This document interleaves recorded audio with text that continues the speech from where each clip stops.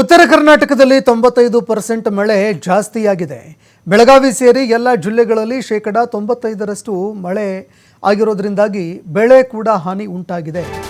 Survey ಮುಗಿದ ಕೂಡಲೇ ಪರಿಹಾರ ವಿತರಣೆ ಮಾಡ್ತೀವಿ ಅಂತ ಬೆಳಗಾವಿಯಲ್ಲಿ ಮುಖ್ಯಮಂತ್ರಿ ಸಿದ್ದರಾಮಯ್ಯನವರು ಹೇಳಿಕೆ ಕೊಟ್ಟಿದ್ದಾರೆ. ಮೊನ್ನೆ ಕಲಬುರಗಿ ಸೇರಿ 4 ಜಿಲ್ಲೆಗಳಲ್ಲಿ ವೈಮಾನಿಕ ಸಮೀಕ್ಷೆ ಮಾಡಿದ್ದೀವಿ. ಸುಮಾರು 10 ಲಕ್ಷಕ್ಕೂ ಹೆಚ್ಚು ಬೆಳೆ ಹಾನಿಯಾಗಿದೆ. ಸರಿಸುಮಾರು 10 ಲಕ್ಷ ಎಕರೆಗೂ ಹೆಚ್ಚು ಬೆಳೆ ಹಾನಿಯಾಗಿದೆ.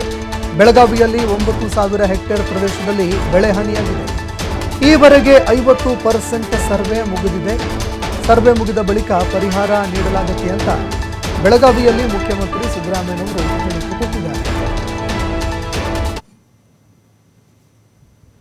ಬೆಳಗಾವಿ ಸೇರಿದಂತೆ 10 ಲಕ್ಷ ಹೆಕ್ಟೇರ್ ಪ್ರದೇಶ ಇದೆಯಲ್ಲ, ಅದರಲ್ಲಿ ಖುಷ್ಕಿ ಜಮೀನಿನಲ್ಲಿ ಬೆಳೆ ಹಾನಿಯಾಗಿದ್ದರೆ 17,000 ಕೋಟಿ NDRF ಮತ್ತು ಸರ್ಕಾರದ ವತಿಯಿಂದ 8,500 ರೂಪಾಯಿ, ಸರ್ಕಾರದ ವತಿಯಿಂದ 8,500 ರೂಪಾಯಿ, NDRF ನಾರ್ಮ್ಸ್ ಪ್ರಕಾರ 8,500 ರೂಪಾಯಿ ಪ್ಲಸ್ ಸರ್ಕಾರದ ವತಿಯಿಂದ 8,500 ರೂಪಾಯಿ, ಒಟ್ಟು 17,000 ರೂಪಾಯಿಯನ್ನ ಒಂದು ಎಕರೆಗೆ ಕೊಡ್ತಕ್ಕಂಥ ಕೆಲಸವನ್ನು ಮಾಡ್ತಾ ಇದ್ದೀವಿ.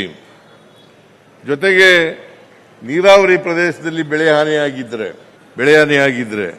ಅದಕ್ಕೆ 8,500 ಕೋಟಿ 500 ರೂಪಾಯಿ ಸೇರಿಸಿ ಒಟ್ಟು 21,500 ರೂಪಾಯಿ 21,500 ರೂಪಾಯಿಯನ್ನ